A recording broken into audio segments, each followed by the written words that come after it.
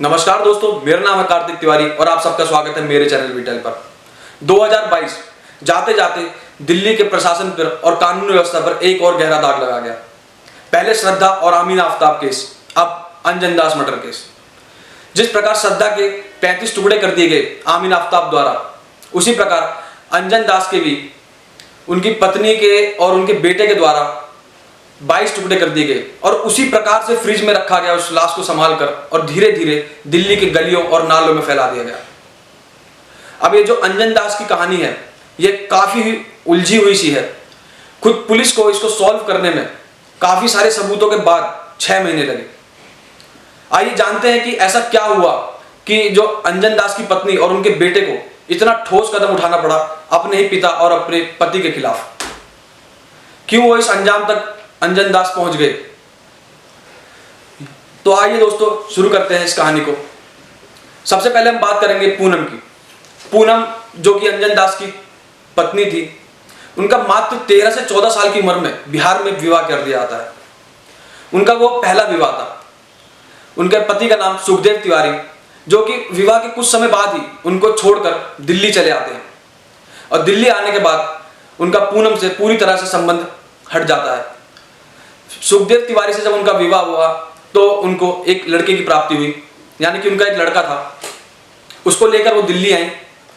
काफी समय जब सुखदेव तिवारी की उन्होंने खोजबीन करी, तो सुखदेव तिवारी का सुखदेव तिवारी का पता नहीं मिलता है। उसके बाद फिर वह दूसरा विवाह करती है दिल्ली में ही। उनके दूसरे पति का नाम कल्लू था। अब कल्लू से उनको 3 संतानें हुई, 2 लड़के और 1 लड़की। उनमें से ही जो कल्लू था, उनके एक लड़के का नाम दीपक था। दीपक जो कि काफी मेहनती और कमाऊ लड़का था। अब काफी सपोर्टिव था अपने परिवार को लेकर और अपनी माँ का काफी ख्याल रखा करता। धीरे धीरे जब उनका जो जीवन था कल्लू के साथ सुखपूर्वक नहीं बीत रहा था, तो उन्होंने उसी शादी के चलते अंजन दास से संबंध स्थापित करे अपने, यानी कि एक्स्ट्रा मैरिटल अफेयर। जब वो अंजन दास के साथ संबंध में आई तो कल्लू से उनका काफी हद तक जो नाता था वो धीरे धीरे और उनका प्यार कम होने लगा। अब कल्लू जो था वो एक शराब का आदी था। उसे शराब पीने की बहुत ही गंदी लत थी। घर वालों को फाइनेंशियली सपोर्ट नहीं करता। घर वालों को मतलब पूनम को और उनकी जो 4 औलादें थी उनको ना ही पैसे दिया करता, ना ही उनको किसी तरह से सपोर्ट करता। 2011 में इनकी शादी हुई और 2016 तक आते आते कल्लू भी मर गया।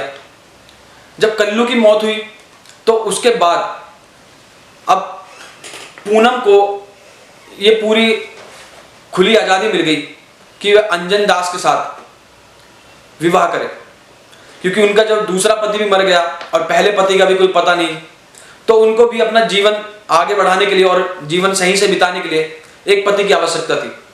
इसलिए उन्होंने अंजन दास के साथ अपनी तीसरी शादी करी।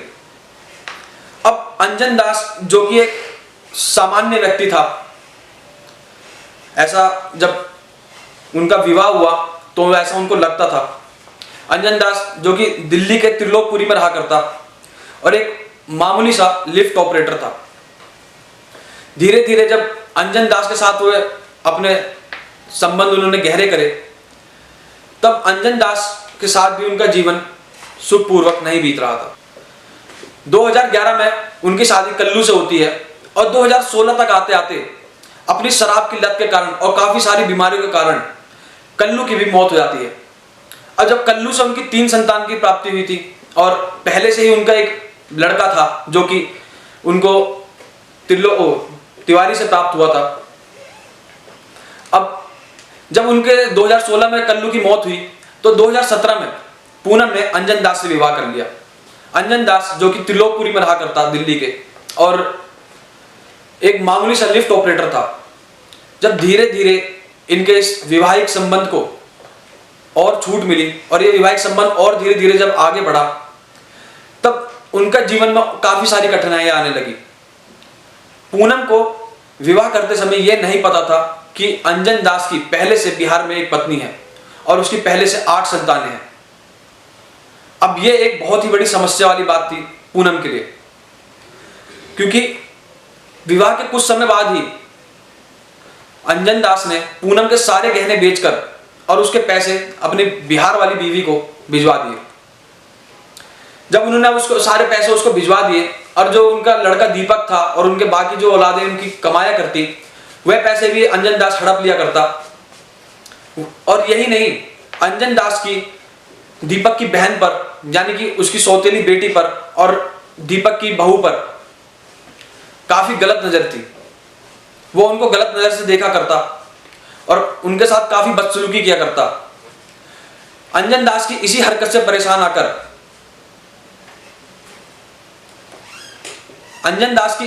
परेशान आकर दीपक ने यह फैसला लिया कि अब इससे छुटकारा पाने का केवल एक ही उपाय है, और वह है अंजन दास की मौत। धीरे धीरे कुछ समय बीता। जो दीपक था उसने अंजन दास के अपना जो किराए का कमरा था उसके साइड में एक किराए का कमरा लिया, जहां पर वह अपनी बीवी के साथ रहा करता।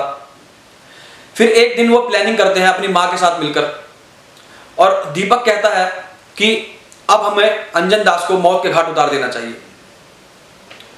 तो अब बात आती है 30 मई पर। 30 मई की रात दीपक ने अपनी बीवी और अपनी बहन को अपने किराए के कमरे पर सुला दिया और उनसे यह कहा कि आज की रात तुम यहां पर रहो और मैं आज अपनी मम्मी के साथ रुकूंगा। अंजन दास उस दिन काम से वापस आता है। उसको दीपक ने शराब पिलाई, कुछ नशे की गोलियां मिलाकर। जब दीपक ने उसको शराब पिलाई और अंजन दास थोड़ा मदहोश हुआ, जब उसका अपने शरीर पर से काबू हटने लगा, तो दीपक ने उसका गला रेत दिया और पूरी रात वो लाश उस कमरे में पड़ी रही। जब अगले दिन उस पूरी लाश का खून बह गया और लाश पूरी तरह से सूख गई, तब उन्होंने उसके धीरे धीरे करके 22 टुकड़े कर दिए। जब वो लाश काफी दिनों तक फ्रिज में रखी रही, तब धीरे धीरे करके पूनम और उसके बेटे दीपक ने उन लाशों को कई टुकड़ों में जगह जगह पर ठिकाने लगा दिया।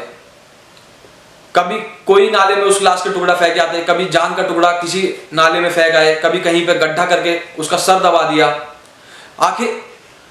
आखिरकार जब उन्होंने इस लाश को पूरी तरह से ठिकाने लगा दिया और ये संतुष्टि हो गई कि अब इसका पता किसी को नहीं चलेगा, तब एक चैन की जिंदगी अपनी जीने लगे।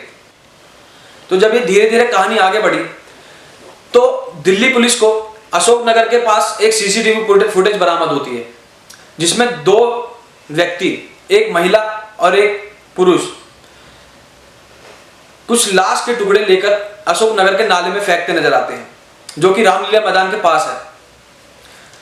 जब उन्होंने सीसीटीवी फुटेज उनको हाथ लगी और वहां पर जब लाश के टुकड़े बरामद हुए, तो दिल्ली पुलिस ने काफी सारी छानबीन करी और उनको धीरे धीरे करके ऐसे काफी सारे लाश के टुकड़े मिलने लगे। अब दिल्ली पुलिस इस चीज को लेकर चौकन्नी हो गई और काफी समय तक उन्होंने इस चीज की तलाश करी कि दिल्ली में किस आदमी की मिसिंग रिपोर्ट दर्ज है या कौन गायब है और क्या चल रहा है। तो जब दोस्तों कहीं ना कहीं कोई जब मेहनत करता है तो किस्मत भी उसका साथ देती है। हवाले से यह खबर लगती है कि अंजन दास नाम का एक व्यक्ति काफी लंबे अरसे से गायब है और उसका कोई मिसिंग रिपोर्ट या कोई केस कहीं पर दर्ज नहीं कराया गया। अब इस चीज को जानने के बाद वे पता लगाते हैं कि ये अंजन दास कौन है, कहां पर रहता था, किसके साथ रहता था। धीरे धीरे जब काफी सारी छानबीन करी गई, तो दिल्ली पुलिस के कदम त्रिलोकपुरी में पड़ते हैं। त्रिलोकपुरी में जाकर वे पूनम और उसके बेटे दीपक से मिलते हैं। काफी सारी पूछताछ के बाद वे ये कबूलते हैं कि उन्होंने अंजन दास की हत्या करी। अब उनसे जब काफी सारी छानबीन करी गई और पूछताछ करी गई और उनसे ये दिल्ली पुलिस ने पूछा कि आपने इतना बड़ा कदम उठाने के लिए कैसे सोच लिया, आपको कैसे लगा कि आप बच जाओगे। तो उनका एक सीधा सा जवाब था कि इसके पीछे आगे पीछे कोई रोने वाला तो है नहीं, इसके पीछे कोई परिवार का सपोर्ट तो है नहीं जो इसके बारे में कोई छानबीन करेगा या इसके बारे में कोई पूछताछ करेगा, तो इसलिए हमने इसकी इतनी आसानी से हत्या कर दी। अब यहां पर आपको एक सीधा सा मैसेज जाता है हाल फिलहाल में हुए 2 बड़े मर्डर केस, एक श्रद्धा, दूसरा अंजन दास। आज आपके सामने एक सीधी सी बात मैं रखना चाहूंगा कि परिवार हमारी जिंदगी में कितना महत्वपूर्ण है। बढ़ती उम्र के बच्चे और कुछ लोग परिवार को ही अपने सामने छोटा समझने लगते हैं। जब कुछ लड़के, कुछ लड़कियां कुछ बड़ी उम्र में आते हैं तो वे सोचते हैं कि उनको अब परिवार का सहारा नहीं चाहिए, अब वो अकेले ही अपना जीवन बिता सकते हैं और इस दुनिया से आराम से लड़ सकते हैं। तो इन 2 बड़े मर्डर केस से आज आपके सामने यह साबित होता है कि एक परिवार का होना जिंदगी में कितना महत्वपूर्ण है। तो दोस्तों, आशा करता हूं आपको आज की मेरी वीडियो पसंद आई होगी। अगर मेरी वीडियो पसंद आई तो प्लीज दोस्तों लाइक करें और मेरे चैनल को सब्सक्राइब करें। धन्यवाद।